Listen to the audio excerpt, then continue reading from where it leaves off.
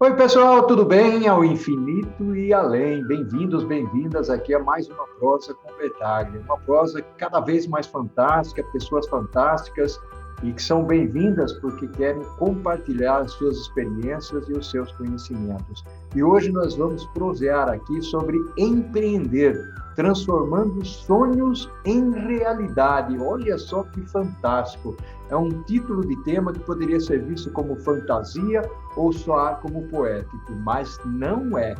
Mas como fazemos para transformar os nossos sonhos em realidade? O que faz a diferença entre aqueles que apenas sonham e aqueles que realizam os seus sonhos? Eu tenho uma percepção sobre esse tema. Os sonhos podem ser uma fuga, ou eles podem ser uma base para uma nova realidade. E nesta prosa, que é a prosa de número 200, olha aí que fantástico, eu gostaria de explorar o tema com um amigo que acreditou em seus sonhos e empreendeu para realizá-los, após estar por um bom tempo no mundo corporativo. Tenho certeza de que não foi fácil. Ele acreditou, estudou, se lançou ao desafio, buscou apoio e continua empreendendo. São as diferenças entre fantasiar, ter visão, estabelecer metas, propósitos e executar. Enfim, colocar o sonho para funcionar. E para refletir comigo sobre esse assunto, eu terei o privilégio e a honra de prosear com o Carlos Bremer. Oi, Bremer, tudo bem, meu amigo? Fantástico, uma honra, um orgulho tê-lo aqui presente para a gente prosear aqui na Prosa com Betaglia. Seja bem-vindo aí, Bremer. Prazer é todo meu, Bertalha. É imensa orgulho aqui de poder estar conversando com você, ainda mais no 200, né? Então, fica muito simbólico para mim aqui poder bater esse papo com você sobre sonhos. Olha só que bacana, Bremer. Você que é uma pessoa pela qual eu tenho uma profunda admiração. A gente se conheceu há um bom tempo atrás, foi na época em que eu estava lançando o meu livro. Será que você se recorda disso? E o seu nome está lá no Lembro bem. livro. Bremer, vamos falar um pouquinho sobre o seu background, sobre a sua evolução, a sua história profissional, que para mim foi fantástica e por isso realmente eu enfatizo a minha admiração pela sua carreira. Vamos em frente? Vamos lá. Então, a história é uma carreira bem não linear, viu, Bertalha? Assim, quase nada do que eu planejei aconteceu, mas basicamente foi até pelo motivo do tema que você propôs aqui. Eu sempre busquei fazer duas coisas na minha carreira, né? Trabalhar com coisa que eu gostava, que me atraía, eu sempre fui muito curioso, né? E o segundo, trabalhar com gente melhor do que eu. Então, né, eu acho que esse foi sempre o meu principal critério de fazer movimentações na minha carreira. Então, eu sou engenheiro de produção lá de São Carlos. Na época que eu me formei, o Brasil não estava muito bem. Eu resolvi arriscar, fui para a Alemanha, eu tinha passaporte alemão. Comecei como soldador na Siemens, virei programador comando numérico e depois fiquei quase um ano e meio num projeto de CAD/CAM. Então eu fui peão mesmo, de macacão e tudo, né? E para mim foi muito legal sair de um curso de engenharia, né, numa escola bacana, e logo depois você cair na fábrica lá e entender como é que é a realidade de quem está lá realmente pondo a mão na massa e agregando valor, né?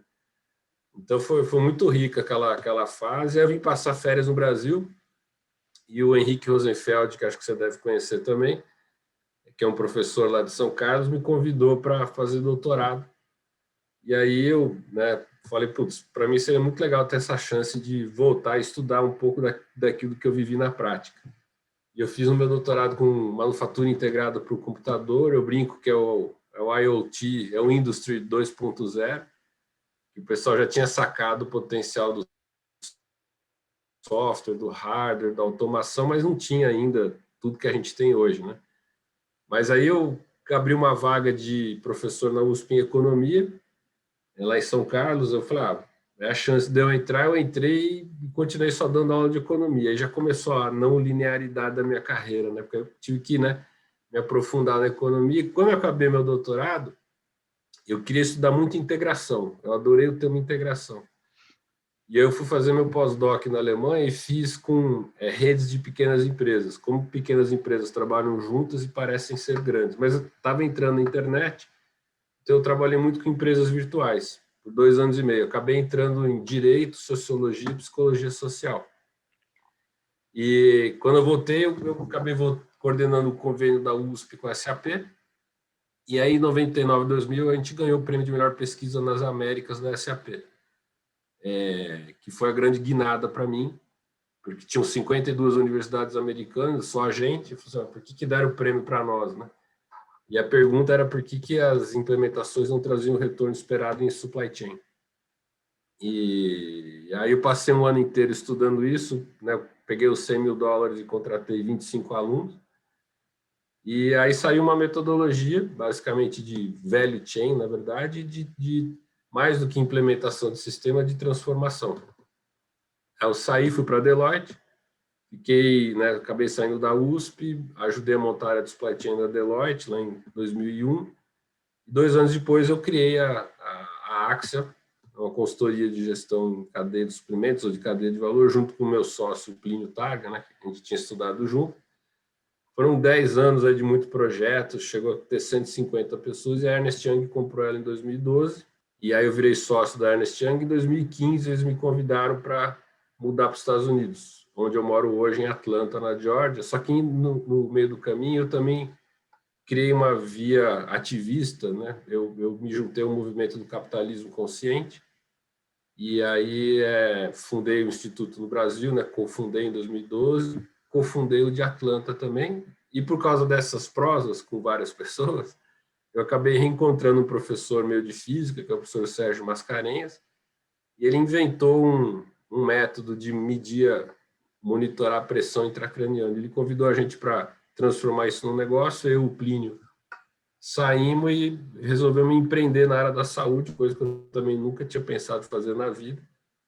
E aí, desde janeiro do ano passado, eu sou responsável por toda a gestão de conhecimento dessa, não é nem quase mais startup, né, porque ela já está crescendo, né? E hoje eu dedico isso, né? Dedico a minha vida a melhorar a saúde das pessoas e, putz, isso é muito bonito, muito gostoso de fazer. Então, tentei ser breve, mas essa foi a jornada. O Bremer, fantástico isso. Aliás, quando você começa a falar, sai da engenharia de produção, vai trabalhar na Alemanha, perspectiva normalmente aqui, mentalizando todo esse processo e pensando na manufatura, na cadeia de abastecimento, enfim, supply chain, que foi uma carreira, basicamente, que você foi construindo, evoluindo dentro desse processo. Desde sair do mundo corporativo, do mundo acadêmico, corporativo, é um mix de coisas, e até empreender.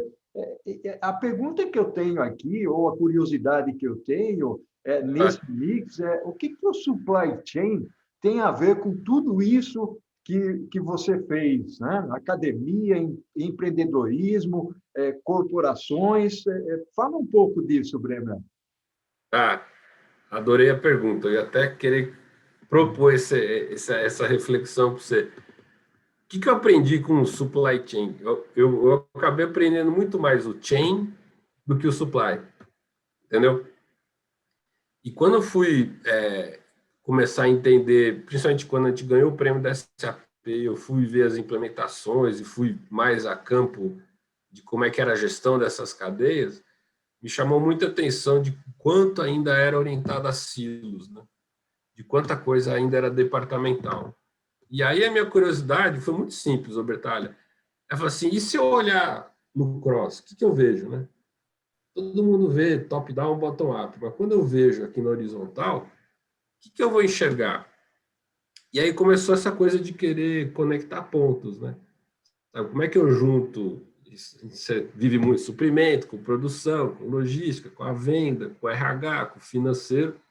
Então, na verdade, daquilo que eu falei da pesquisa que a gente ganhou, como eu falava alemão, eles até me convidaram para ir lá na SAP contar o resultado da pesquisa, né?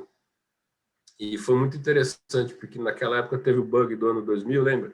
Lembro. O mundo ia parar por causa do... Lembro. Então, houve um crescimento gigantesco de implementações de sistemas integrados, aí todos, SAP, Oracle, tudo que você imaginar.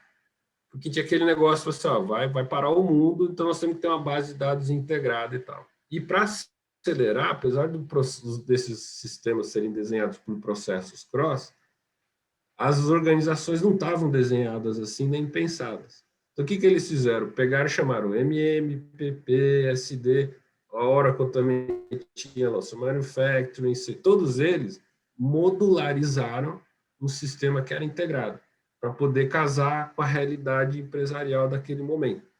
Então, o que a gente acabou encontrando era uma cultura era muito forte de silo departamental, e o que os sistemas acabaram construindo foram uma venda por módulos, né, uma implementação por módulos, que era um sistema integrado que acabava sendo implementado desintegrado. Então, quando a gente começou a querer ver essa conexão dos pontos dentro da sua cadeia de valor, a melhor tema que você podia trabalhar era a supply chain, porque ele já trazia embutida a visão de integração.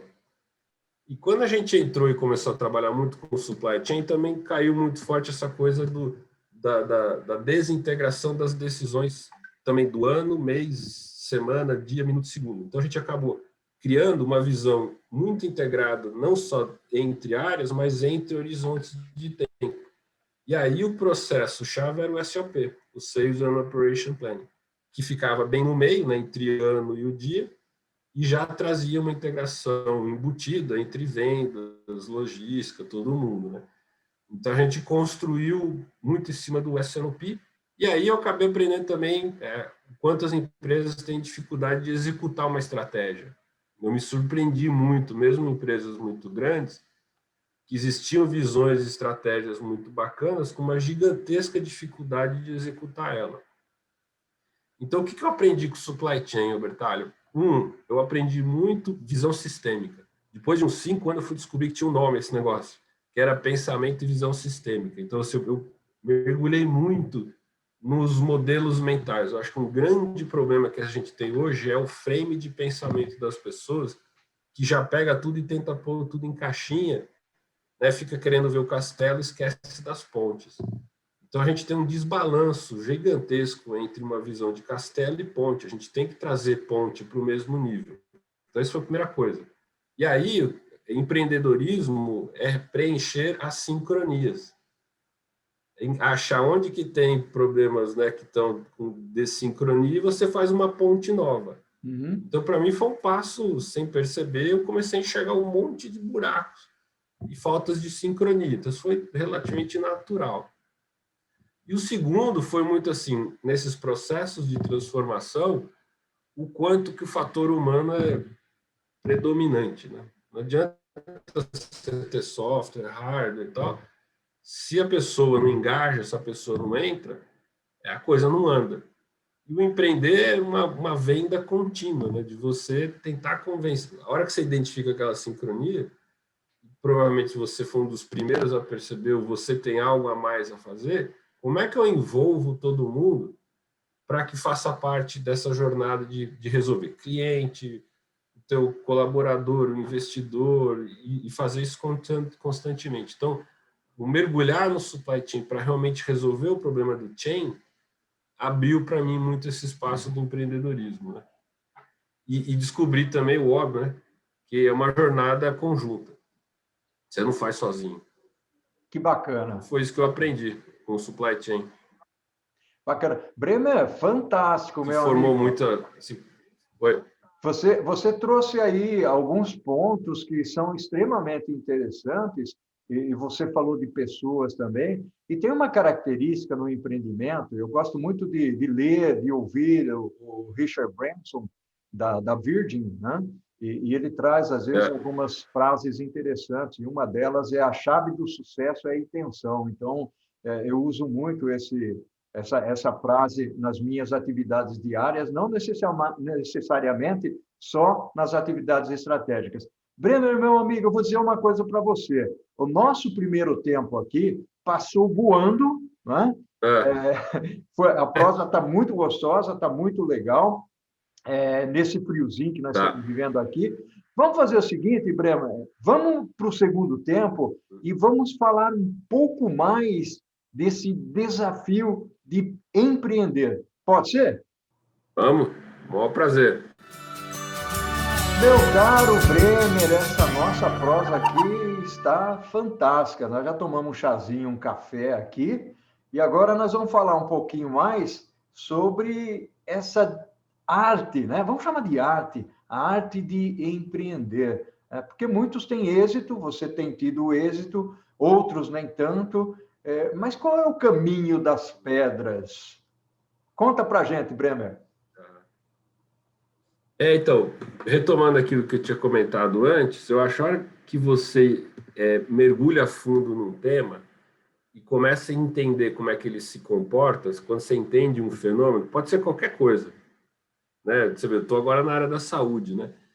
Quando você começa a mergulhar, entender e usar essa tua curiosidade para falar, eu acho que eu consigo resolver isso de uma forma melhor, ou eu tenho uma inovação, ou eu tenho uma melhoria, seja o que for, é a fagulha.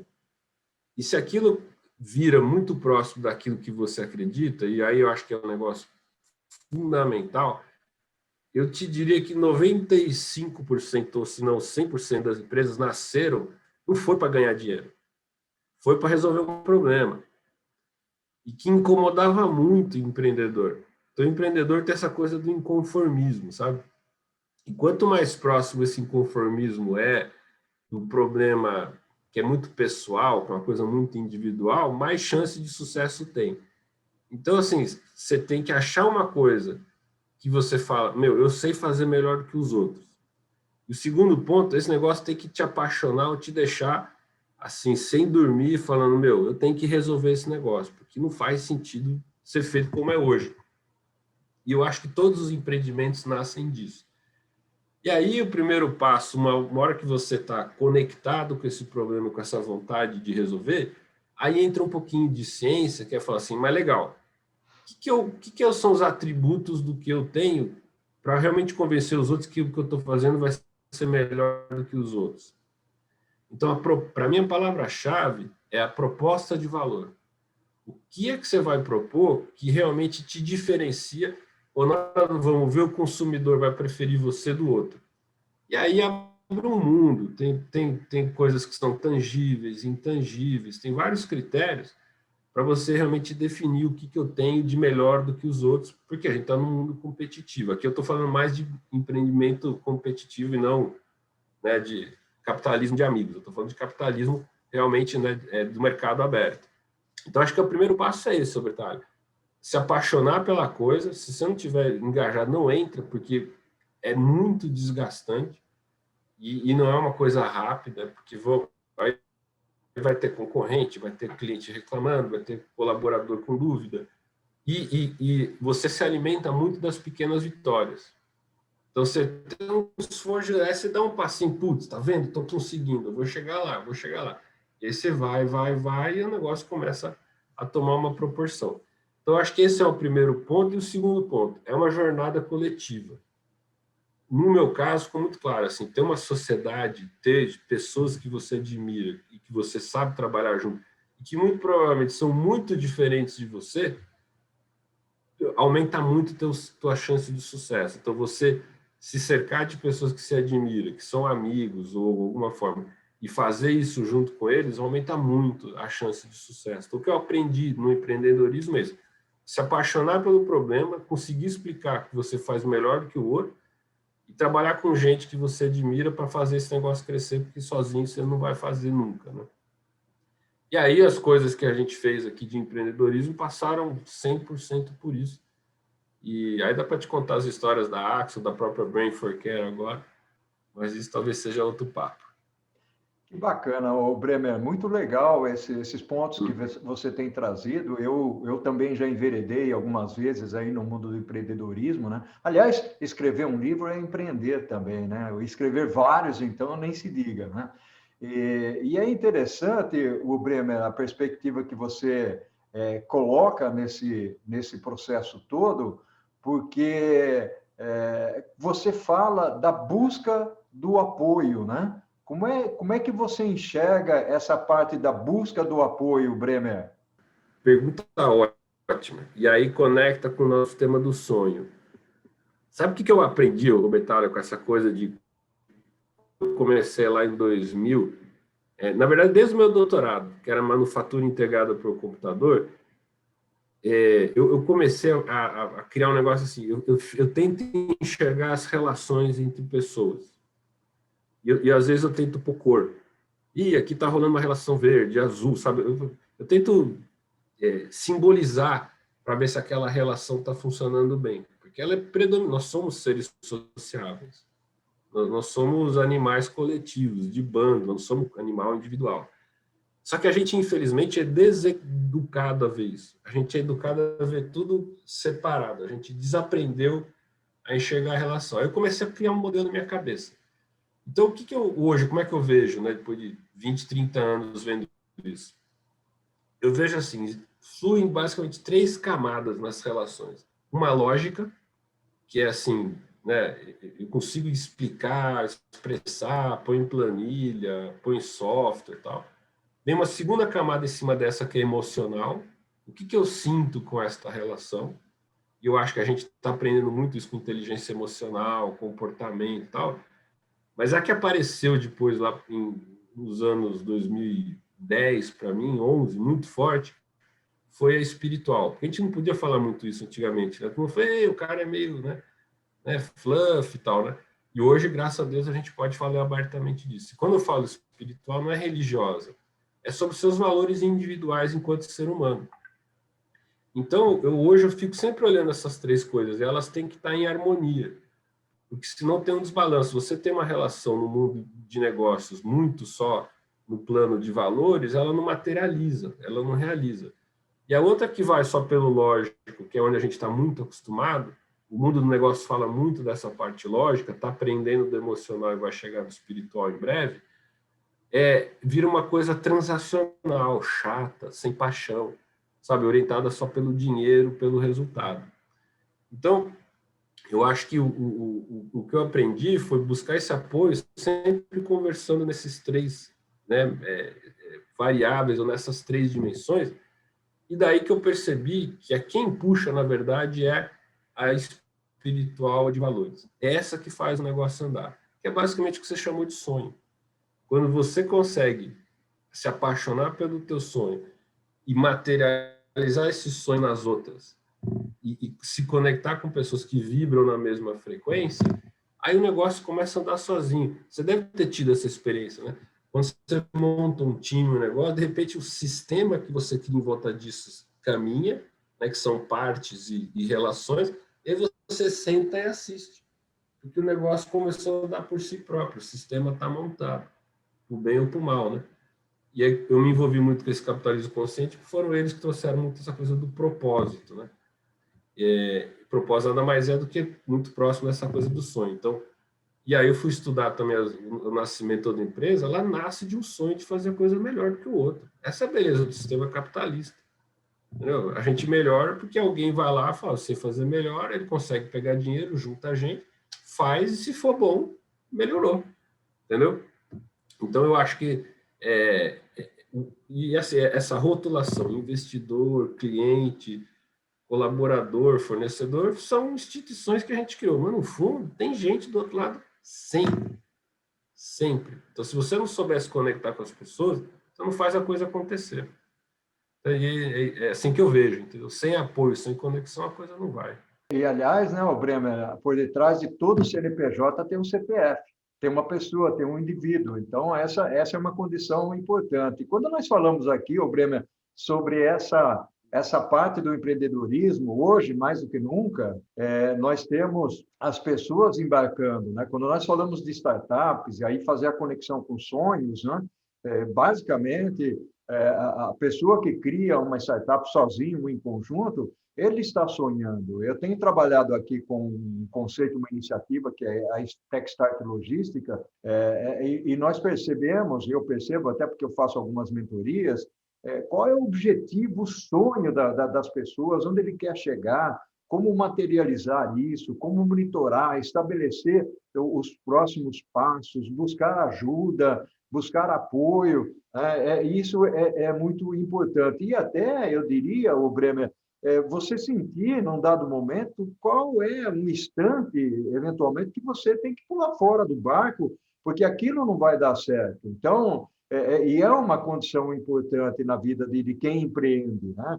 E o empreendedor, é importante que se diga também, né, o Bremer? Você estando dentro de uma empresa, você também empreende, você também tem projetos, tem uma série de coisas. Então, o empreendedor não é necessariamente só aquela pessoa visionária ou que sonha e que cria um negócio para ele, né? Tem a criatividade dentro da empresa também. Como é que você enxerga isso, Bremer? Eu acho que, assim, por essa característica que eu te comentei da dimensão muito lógica, a gente talvez tenha, e era fundamental fazer isso, criar organizações, processos, estruturas. Talvez a gente tenha ido longe demais isso, esquecido o lado tácito, subjetivo, emocional. A gente começou a acreditar muito que ao colocar muita estrutura, meta, a gente resolveria o problema. E a gente se distanciou um pouco do lado subjetivo, tácito, emocional, dê o nome que você quiser. Então, o que eu vejo é que começou a criar uma ilusão de que, assim, você, na verdade, tinha que... Vinha da coisa industrial, né? Da fábrica. Se você desse papéis para as pessoas, elas executassem, as coisas iam andar. E voltando para aquela coisa do modelo mental, o modelo mental vigente, que era muito assim, estabilidade, determinismo, entendeu? Que as coisas iam... a tua solução tinha que ser estável, replicável. O mundo não é, a natureza não é assim. A natureza é incerta, né? O mundo VUCA, né? Agora, né? O pessoal percebeu que a gente quis ir muito para o lado de lá. Então, se começou a educar muito ao cara ser um bom executivo, fazer bem alguma coisa. E aí começa a criar aquela cultura em que você fala assim, não, mas este não é o meu papel. Eu não estou aqui para fazer isso. Aqui está eu fui contratado para isto. Este é o meu cargo. Esta é a minha, entendeu? Mas se ele parasse um pouco, olhasse para o lado e falasse assim, mas se eu fizer um pouquinho diferente, eu ajudo a vida de todo mundo e da empresa. O empreender é fazer a coisa certa. Independe se é aquilo que é você que faça ou não. Então, por isso que o empreendedorismo está em qualquer lugar e faz muito sentido. Agora, você não pode também ficar fazendo tudo novo, porque você não escala, né? Você não... Então, é isso que eu comento, que a gente desbalanceou muito o modelo mental das pessoas, acreditando que a lógica, o método ia resolver. E ele resolve uma grande parte, mas assim, você tem que ter o outro lado do... Sabe, o que eu tenho que fazer para esse negócio dar certo? Às vezes parar tudo e vou conversar, vou ouvir a pessoa, vou chorar, vou limpar o banheiro, sabe? Você faz o que você tem que fazer, né? Você sabe disso, né? Então, eu acho que é isso que a gente poderia avançar para ter uma harmonia, um balanço melhor entre esse mundo lógico, racional e o mundo subjetivo, emocional. E eu não gosto da palavra equilíbrio. Por quê? Porque equilíbrio pressupõe estabilidade. O mundo não é estável. Eu gosto muito de balanceamento, porque o tempo todo a coisa está mudando. Então, a primeira dica que eu poderia dar, talvez, se você me permitisse, para de sonhar que o mundo vai ficar estável. Esse é o pior sonho do mundo. Se você desenhar um negócio para ele funcionar quando as coisas estiverem estáveis, quando o dólar estiver bom, quando a política estiver bem, você está morto. Porque a própria natureza é instável. A natureza são, né, chuva, sol, vento, né? Agora, o que ela é? Ela é cíclica. Então, você entender esses grandes ciclos e falar, ó, se hoje está ruim, amanhã vai melhorar, certeza. Porque as coisas não ficam ruins o tempo todo. E quando está bem, ela vai piorar. Por quê? Porque ela não fica bem o tempo. Então, para te trazer um pouco de paz interior, porque essa jornada ela é longa, né? Ela te põe muito desafio. Então, eu acho fundamental essa mudança do modelo mental, viu, Bertalha? De parar de vender essas coisas, sabe? De que você tem que estar certo, que o mundo vai ficar melhor se você fizer. A gente não sabe. Veio a pandemia, deu aquele né, tapão na gente e falou, para, você viu? Bertalha, 2 anos atrás, quem ia falar que todo mundo ia conseguir trabalhar de casa? Duvido. E olha que incrível, o mundo parou, todo mundo trabalhou de casa e conheço pouquíssima coisa que piorou muito por causa disso. Então, sabe, a gente talvez cria pressupostos muito rígidos e o mundo não é assim. E a arte do empreender é isso. Você, no fundo, vai querer quebrar uma estrutura montada para que seu negócio... Entendeu? Você vai romper algo todo negócio tem algo de disruptivo, né? Você vai pegar uma coisa que existe e vai fazer melhor. Entendeu? Então, não sei se eu respondi um pouco, mas eu acho que é isso, entendeu? A gente voltar a ter uma harmonia e usar a intuição também melhor. Eu acho que a gente está numa jornada muito bacana de fazer isso, né? Uau, bacana. Bremer, eu vou dizer o seguinte, meu amigo, o Papo a Prosa está fantástica aqui. Nós estamos finalizando a nossa prosa. Bremer, você deu uma contribuição muito legal para o pessoal que nos acompanha aqui, falando de empreendedorismo, que é um tema fantástico nos dias de hoje. Bremer, um abraço para você. Grande abraço também, Bertaglia. Ao Prazer infinito. enorme conversar. Gratidão, meu Valeu. amigo. Muito bom revê-lo. Tá? Muito bom. Igualmente. Um abração. Estamos aqui. É isso aí. Grande abraço, todo mundo. Tchau, Valeu, tchau. tchau.